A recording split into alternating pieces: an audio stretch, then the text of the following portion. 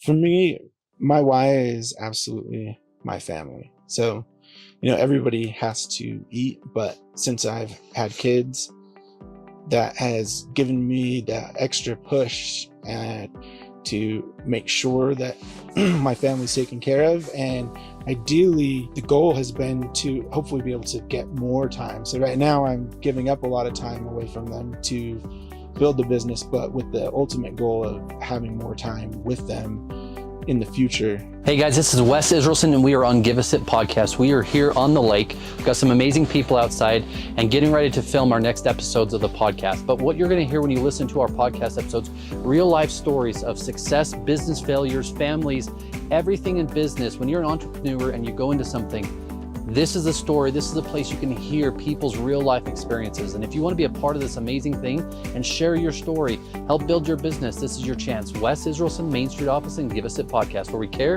about the way your business sits. Hey guys, this is Wes Israelson with Give a Sip podcast. We are up here on the lake and I've got a special friend that not only has helped our business grow, but also helped other people that we have referred to them grow their business. And with that, I want you to kind of introduce who you are and what your business name is and just a brief description before we really dive into what you guys do. Yeah, I'm Brian Julkunen from Run Digital, and we help people grow their business in short, but really what our goal is to help people find out through digital marketing channels what it costs them to buy a lead, all the way down to acquiring a client, so that we can say, these are the channels that are good for your business and we can scale those out. And here are the ones that don't work. And so that we can provide people a way to grow their business that is a little more steady, I guess you could say, rather than having some of the ups and downs that come with referrals and networking or business or something, right? Yeah, no, that's not important because, we do networking groups and a lot of our business comes from referrals as well, but we definitely try to take our own medicine and do some of the digital marketing that other agencies often don't, because it's hard to dedicate the time for your own channels when you're working on everyone else's. But I want to go back to what you said earlier. So just a minute ago, we talked about networking. That's exactly how we met. Yep. I mean, Jonas, one of our sales guys, is actually up here on the ice, which is pretty amazing because we're ice fishing. There's a pole in the water. We got the fish finder going. And outside of that, BNI, I think is what Jonas met you. Then I got to meet you and Quinn and got to be a part of your guys' podcast. But we felt firsthand exactly how that business stuff works in general. And even then, a recent friend of mine, I referred to you, and she's last week came up to me crying and said, "Yeah, you guys are doing an amazing job." I really appreciated hearing that, because a big part of what we want to do is some of the digital channels out there can be really tough for businesses, especially businesses that are just starting to grow. And so we'll do quite a bit of different services for free. So we help companies run local service ads for free. We help them with review acquisition for free. And this person in particular, they had run up against a challenge for their Google business profile that honestly happens to a lot of people. She was the second person that I've talked to in like the last 30 days that had a similar issue, where so many people are trying to run scams, or I don't know, on Google business profiles, that they really clamp down and people end up getting their listing shut down or blocked. And once they have their actual appeal, end up getting blocked, then they kind of don't know what to do. There's not a lot of avenues for them. And so, yeah, I mean, how important is that Google business page? It's pretty important, especially for brick and mortar locations. That's often how people are finding how to come and get to your location. And so, and it generates a lot of branded and unbranded impressions and visibility for people. And so having that go missing, I think they had told me it had hurt their business. So yeah, I was glad to be able to help them, and especially to get that feedback was really cool. I mean, at first I didn't understand what she was talking about, but it anyway, when she said Brian, I'm like, okay, now clicking. Anyway, that's pretty amazing. But I want to go back to, first off, why run digital? Why run? So we actually initially started off as Run Lead Gen. When my business partner and I started the business, we were initially just going to run software for people to help them determine where their leads are coming from and solve that issue of cost per acquisition by each individual channel. And we've both been in the digital marketing space for me, it's been about 20 years, which Wow. is quite a long time. It feels like, especially for search engine optimization.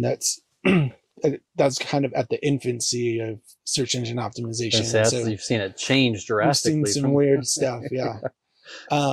But because of the people that we know, that's kind of how we're positioned in their minds with, oh, they do websites and SEO. And so we ended up starting to just offer that software that helps us get some of those analytics in place as just one piece of our business and helping people grow their digital marketing channel. So it's kind of just based off of demand, really, that we pivoted, and we wanted to change how we were positioned in people's minds. And so we decided to rebrand and go from Run Lead Gen to Run Digital, because we'll run any of their digital channels. So that's cool. And you and Quinn Thurman, you guys are partners. So let's talk about your 20 years of experience. Like 20 years of plus furniture, 20 years of experience on the SEO or digital side of marketing in a way, right? Yeah.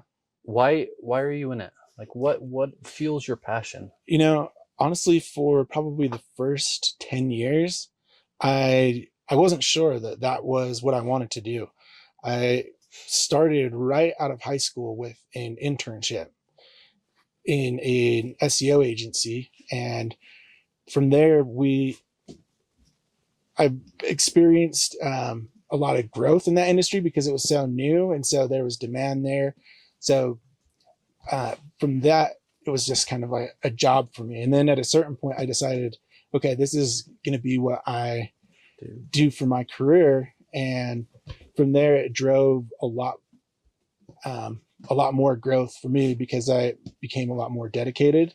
But what has really brought on passion for it is it's something that I've enjoyed learning. And so there's a lot of challenges, and I enjoy being able to face challenges like that almost every day. But the really big thing has been being able to help people, because when we are able to finally get those numbers in place and start to get channels to scale and seeing the difference that makes in people's lives, it's really rewarding. And I'm going to use this word lightly, but last Friday night I was at a big networking event downtown at the Utah Hockey Stadium, or Delta Center, right? This guy came out and he spoke and he says, how many of you in this room are nerds? And very few people wanted to raise their hand. Yeah. And they asked, okay, so what do you do? Interior design. Okay, you're an interior designer. Yeah. What do you do? SEO. One guy named SEO. One guy did web page or something. Anyway, he looked right at me. He goes, what do you do? I go, office furniture. He goes, you're a freaking office furniture. Yeah. I think it's a way that society has kind of changed how they view that kind of nerd culture and just really nerding out into things. And for me, slightly obsessed in a healthy way. And so, yeah, I think it's really cool, because just the way that society has changed and people have access to so much these days, that once they find something that they love, they can really nerd out. Yeah. And I like how you've done the personal development side into it. Like you're building, like you're learning, you continually learn about it. And I know this much about you is that you'll get into the weeds on details on how everything works, which I don't understand most of the time. Thank goodness for Alex over there, Yeah. and Derek. But what's one thing today that businesses are missing? So One thing that a lot of businesses don't have figured out is how much it actually costs them to get a lead for their different digital marketing channels. So in particular, platforms that don't have cost per lead built in, like Facebook or Google Ads does, SEO in particular, that piece doesn't exist out of the box because there's not a company providing it. And so there are companies that have been spending money for years with SEO companies that they've just been flushing it down the drain because they haven't been able to see what's actually working or not. The other thing that I would say a lot of companies are missing is being able to take advantage of some of, and this might be a little bit nerdy, but some of the different speed technology that's out there. Okay. So just like when you're in a casino and things move fast, it keeps people's attention. And the same thing happens on websites. And there's been so many crazy technological developments in that area over the last few years, both for kind of strange reasons, like trying to stop climate change. So they want to use less power to host websites and have people view websites. But also the big part of that is having a fast and responsive experience on a website. And a lot of people don't think about that, but it makes such a big difference, where even improving how fast the site comes up from 3 seconds to 2 seconds can actually have impact on your bottom line. And so there is really cool and easy technology out there these days that is easy to deploy, but a lot of people don't have that in place because there is a little bit of a technical barrier. So how did you guys meet? How did you and Quinn meet? So Quinn and I met working at a marketing agency, actually. And so we both live in Stansbury Park. So we're working at an agency in Riverton, so about 45 minutes away. I had never seen him. I had no idea who he was. And they planted this guy in my office. I'd had my own office the entire time that I'd worked there. And all of a sudden they plant this guy in my office. And turns out he lives like 3 blocks away from me. And he pulls out this ukulele and he starts singing, just belting it out super loud. And I'm like, who is this guy? You know, We should cue a clip for that or something. Yeah, I'm sure he's got one that you can play. But then over time, we just got to know each other and we started carpooling. And once we started carpooling, we're having those hour-long, two hours of discussions on the commute, and it just kind of grew from there. And so that's cool. I mean, that's a good drive from Stansbury to Riverton. I mean, yeah, in the traffic, it's on the way home, it could be like an hour and a half or something. Yeah. And so get to really know someone, spending that much time with them. And it's been kind of interesting because so my 2 children that I have, his wife and my wife are both pregnant at the same time with both of them. We both ski. We both have been in digital marketing. We have a lot of shared interests. And so it was just kind of predestined, maybe. I don't know. That's really cool. I want to dive into a little bit about the business. So when we first met, I believe it was just you and Quinn. Yep. And now how many people are there? So we now have 4 full-time employees, and then we have some contractors as well. But yeah, we've got actually 5 now. One's brand new, like 2 days ago, so I wasn't thinking of her. That is helping us improve our social media marketing channels. She's got a lot of experience, especially in content creation, both like on the news side, and she's been super skilled. So she's our newest member, but that's been probably the most challenging part of business for me, is bringing on people, because it's having to put trust into people and have them care as much as you do can be a hard thing to get out of some people. We've been really lucky in that, but I tell everybody this because it's something that I'm really trying to work on, which is when they work for me, if they make a mistakes, I feel like I still need to own their mistakes. And it's been kind of challenging for me to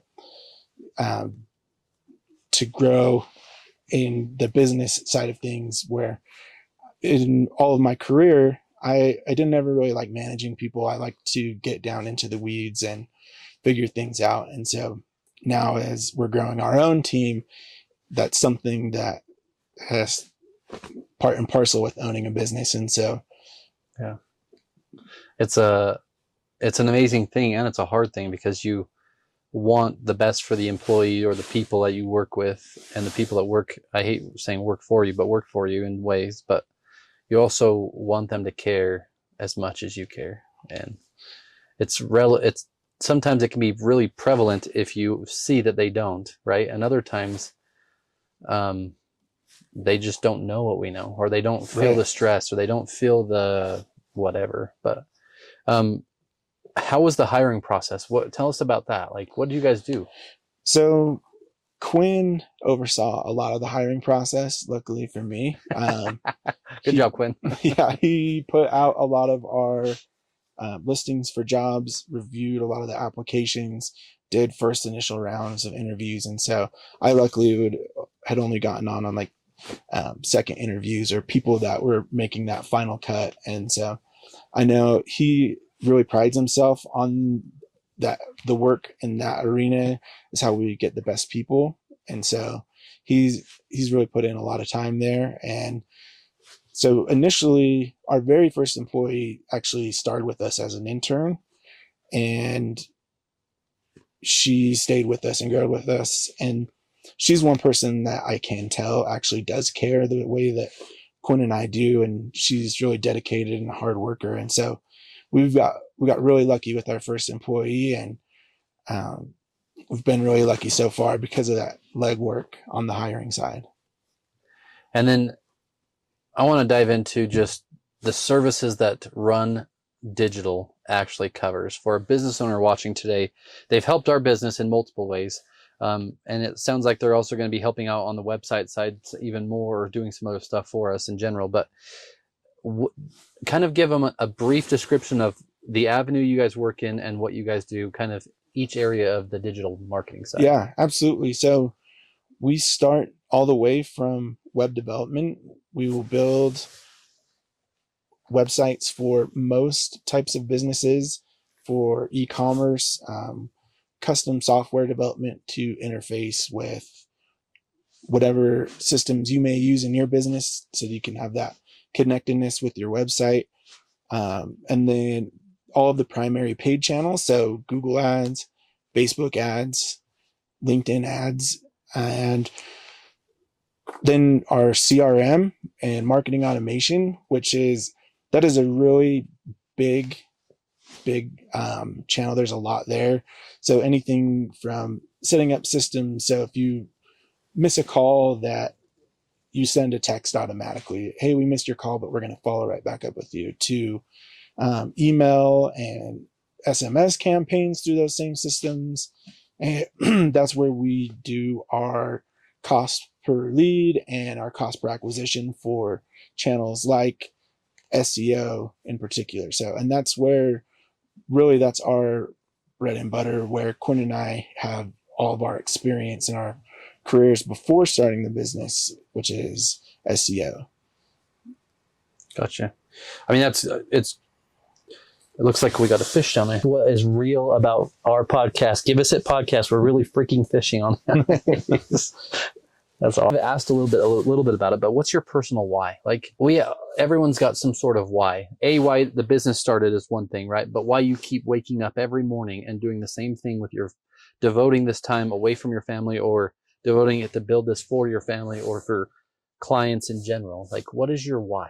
Like, for me, my why is absolutely my family. So, everybody has to eat, but since I've had kids, that has given me that extra push to make sure that my family's taken care of. And ideally, the goal has been to hopefully be able to get more time. So right now I'm giving up a lot of time away from them to build the business, but with the ultimate goal of having more time with them in the future.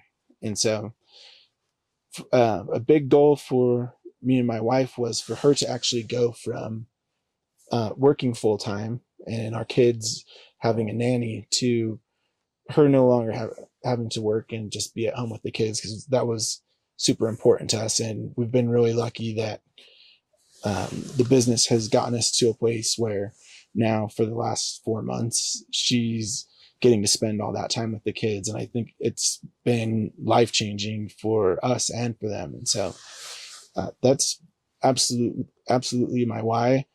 I am a bit of a nerd as well. In school, I did study computer science. And so I'm really into all the way from the networking to the hardware to what ends up in front of you on your screen. I enjoy all of that. The programming, it all interests me. And so from that standpoint, it makes it easier for me to go and get back in front of the keyboard when some days it might be nicer to be out on the ice or up on the ski slopes. But that has really been my passion about it, is learning in that environment. And so a lot of times what I'm reading, what I'm watching on podcasts, what I'm following on social media, all ends up being in that avenue, because I'm healthily obsessed at this point. And I was listening to a book on the way up this morning on the drive, Thou Shalt Prosper by a rabbi. I'm trying to think of exactly how he said it. He said that you can, there's still a fish down there, but I'm trying to think of how he said it. You can basically like delete something out of your life and still live, but you can't delete something out of a code of a menu, like out of code, you can't delete it and the program still work. So it's just ironic that you were saying that you loved the science side of actually how to write the code, how to understand what it even means. Because to me, I don't understand all of it. I don't even understand half of it, but I know that I'm grateful for people who do, because if you don't understand the business you're in, or you understand the business, but you don't understand how to get the acquisition side or the lead side of what it actually cost you, is it really worth going after these leads? Are they really going to benefit, or am I just dumping money into something that's not working? Right. Yeah, absolutely. Yeah, I mean, there's definitely foundational stuff for every business inside of the marketing channel. I think that Google Business Profile, especially for smaller business like your friend that you introduced me to. But yeah, it's something that from my life that translates into my work is definitely, having that stuff that's foundational be squared away. So with my family being my most important, and then now I've got my work family that we have to make sure stays squared away as well. Yeah. And then there's cash flow, then there's money, there's all sorts of stuff. Yeah.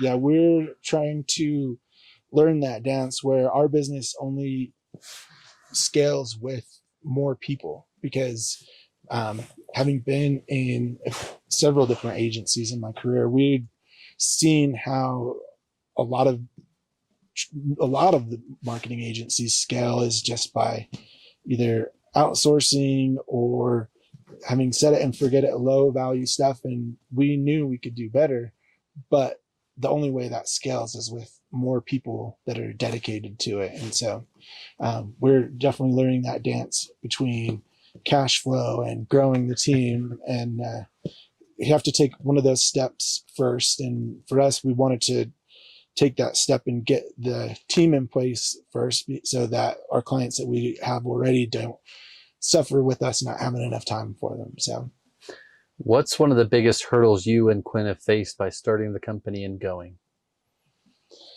So for me personally, it has been the biggest hurdle has been, I think I mentioned it earlier, which is uh, taking ownership because it is my business, but for the actions of our team members and um, helping them to be able to learn when they do make mistakes and be patient with people.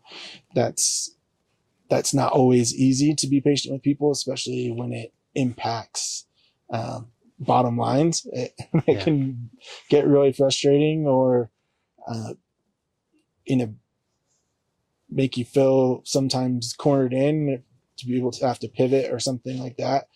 But that has been by far one of the biggest hurdles for me personally.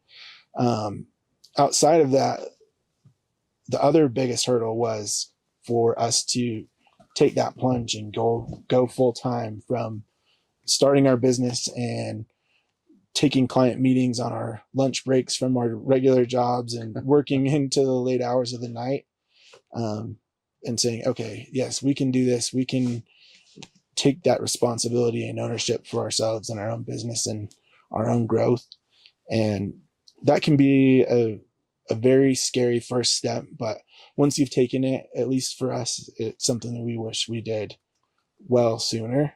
Um, but that's been a hard step along the way, even to have my wife go stop working as well. That was like, that almost felt like that same hurdle again of, okay, yep, now we've got to not rely on that money or that insurance. And so those have been really big challenges, I'd say. There's a lot there that my mind is going crazy that I wanted to unpack. First thing is how important is it to you that your wife is on the same page? It's critical. I think that is one of those foundational family things that if that's not something that's squared away, where my wife and I are on the same page, that's going to radiate out. And my wife has been life-changing for me since day one. When I saw her, I knew I would marry. I know that sounds strange, but when I saw her, I knew I was going to marry her. And after having dated for a while, when I was younger, I used to like to party and drink, and I guess, that's not always positive for your life. And she was the one that helped me change that in my life to, giving up drinking. And so, but she's always been like my guiding light along the way, where I don't know if it's that women's intuition or she's just really smart, but she's helped make all of it possible. Those late nights working, it doesn't happen if she's not there with the kids. And we're not just saying those, we're saying still some late nights working on this. Sometimes, yeah. Sometimes that we still have some of those. Hopefully less and less, but I don't mind them too bad once the kids and the wife have gone to bed, but that time is super valuable to me. But yeah, my wife she is a big reason for all of it. She's been the motivation for the goal to be able to start a family and have her not work. I know in this day and age, that's becoming more and more of a rarity for a lot of people, and a challenge. And so, but wanting to have that for her has been a really big spur for me. And so, yeah, that's foundational for me. Yeah. And I mean, it has to be foundational for everyone in my mind, because what is all this worth at the very end if you don't have the people to spend it with, right? And if you've pushed them away or lost out on that time, you can't get it back, Yeah. Growing up, my dad had always chosen time with us for time for family over career in a lot of instances. So he coached all of our soccer teams growing up. He coached us through, taught us skiing, and he's always prioritized family. He and my mom actually they'll drive 2 hours each way out to see my kids, even still, like twice a week. So it's just, family has always been the most important thing. That's the way that I was brought up, and it's reflected into who I am. And I think anyone that doesn't have that at their core is missing out on a lot. Yeah. And I only bring it up, just a good friend of ours passed away in a car accident on the way home. Lives out in Tooele, works in Salt Lake. I-80 crashed a couple weeks ago. Oh, man. And just imagining that all the time he spends away from his family on that same commute, right? And then working the 8-9 hours a day and then driving home that same commute. You spend more than a third of your life there away from your family, and it's just a hard thing. That's so hard, and that's one of my biggest fears is having something like that happen, and what happens to my wife and kids if something like that were to happen. So it's something that I try to appreciate every day is my health. I have all my hands and legs and eyes and ears, everything still works, and because life can change in an instant. I've experienced a few of those like instantaneous life-changing moments that you don't know when they're going to happen, but when they do, and your life is never the same. And hopefully those are mostly for the positive. But yeah, that's really sad to hear. I mean, it is. It's awful, and it just brings light onto the same subject of, like, at the end of the day, what's it all worth? You don't take it with you, right? There's material things versus the spiritual things, the things that actually are non-tangible in some ways, but they are there, right? And whatever, you could get rid of the eyesight, you could get rid of most everything, but if you change the code, kind of like we talked about here, Yeah. if you change that code, the program doesn't work. So if you don't make sure that the programming in the way that you're spending the time with your family and your business are, I mean, sometimes business is more important in the sense, and sometimes family's got to be more important, right? That hard balance at times. It's a hard balance, and there is, a right time and a wrong time for those prioritizations, and I think having those be balanced and knowing when to put the phone away or to turn the computer off is critical. Right now it's a little bit easier for me because I have 2 kids under 2, and so you don't really get the opportunity to even look at the phone, because if you do, somebody's going to be on top of a counter or jumping on a dog.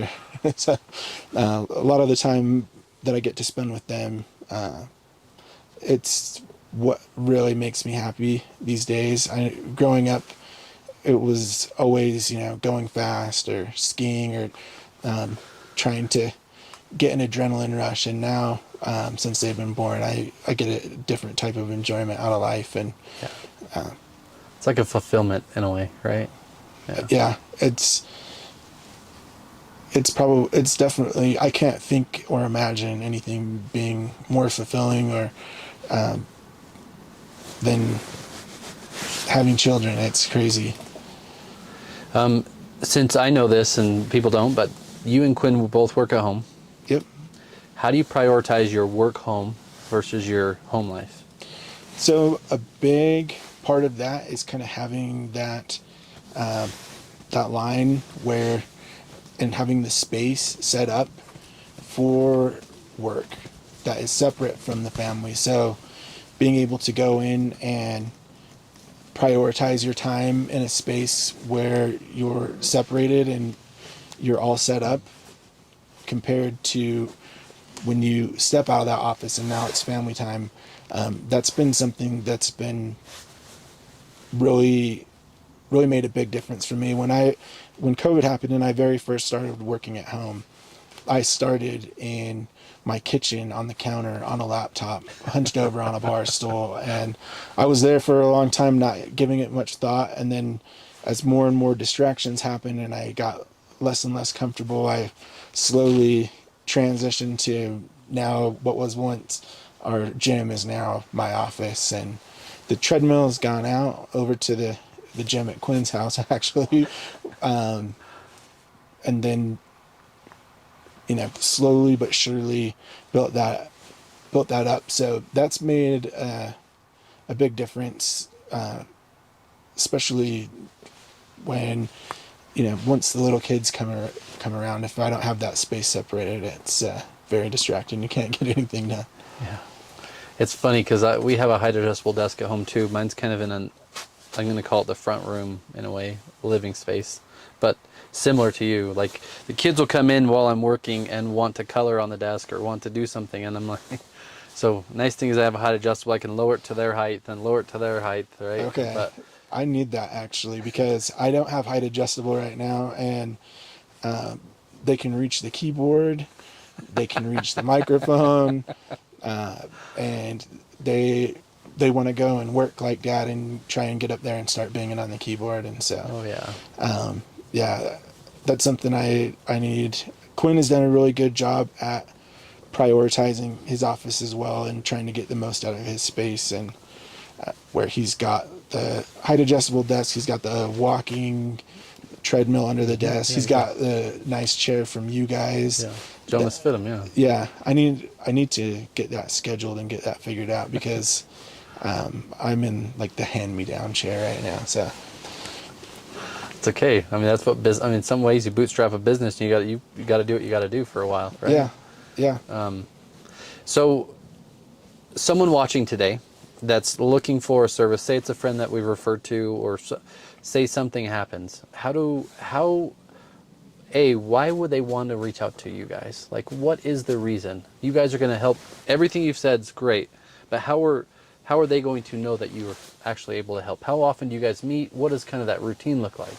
Yeah, so right now we meet with our clients once a week, unless it doesn't make sense for their business. The reason that we decided to do that is, number one, having worked at other agencies and seen where there's an automated email that goes out once a month, and communication with the actual business owner is fairly limited, maybe to once a month or less. And what we've seen is, by meeting with our partners once a week or sometimes more, it helps us to continually progress things, because a lot of times it's not just work on our side, but there's things that it's a mutual thing of back yes, and forth. Yeah.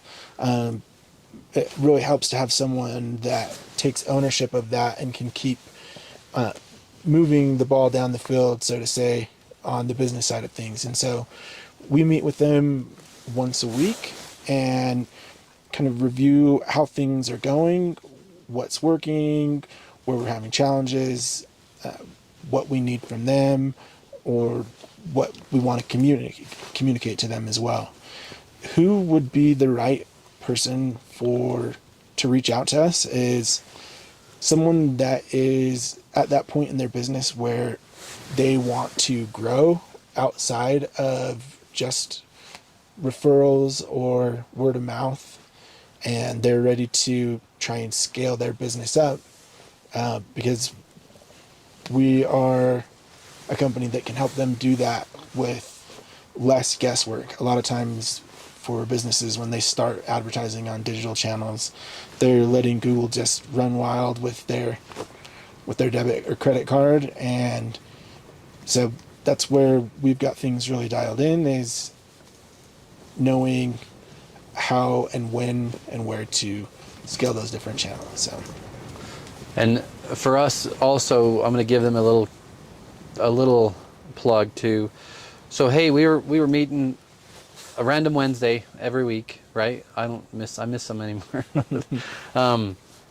You guys have a podcast? Why didn't we know about this? So they're reaching out like, why haven't we known about your podcast? So we can start making it out there more prevalent, putting it on this, and this. I don't even know what all that means, but there's things that you do as a business that these guys help you enhance and make it actually be an attribution to understand if it's working, making money, or not, and stop.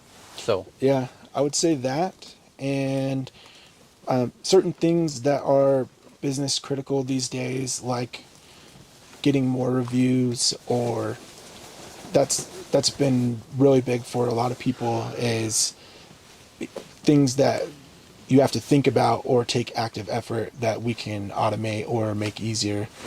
And so there's a lot of different elements like that for different businesses. That they don't, it's not a one size fits all, but we have a lot of things that can help businesses to grow. And we like to earn business. We like to give out value. And so if you're having a challenge with your website or one of your digital channels, we're happy to chat and take a look. And if it's a good fit, then great. But if we can help you and that's all you need, that's okay too.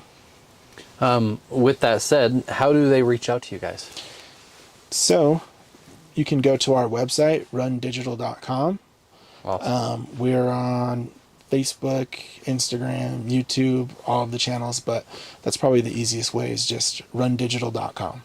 And then I want to highlight one more thing. What's your guys' podcast called, and what do you do with the podcast? What do you actually do?